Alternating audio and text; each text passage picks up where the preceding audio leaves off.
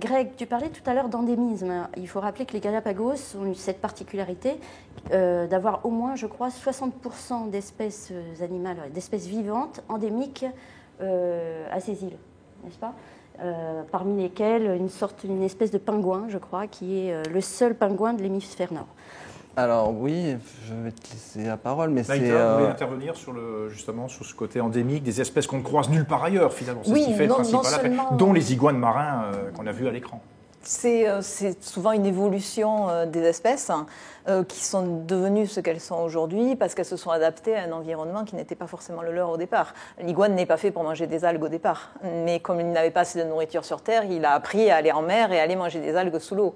Le cormoran, par exemple, parce qu'il n'avait pas de prédateurs sur les îles Galapagos, a fini par perdre ses ailes. Il ne sait plus voler. Il n'en a pas besoin. Il nage, il remonte sur Terre, il marche, mais il ne sait plus voler. C'était inutile. Et pour lui, c'était une gêne, par contre, sous l'eau.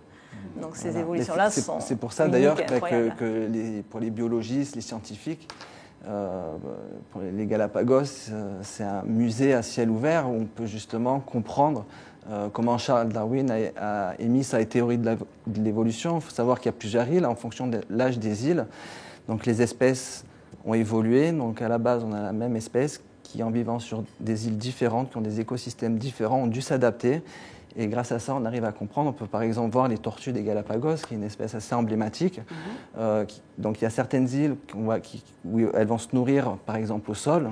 Elles vont manger de l'herbe au sol. Donc on va retrouver ces tortues avec des petites pattes, un petit cou. Elles vont brouter l'herbe au sol. Et on va aller sur l'île d'à côté. On va trouver ces tortues avec des longs bras, des longs coups. Et en fait, elles vont se nourrir dans les arbres. Voilà. Donc, et puis on arrive vraiment à toucher du doigt et à voir et à comprendre ce qui fait vraiment le charme des Galapagos.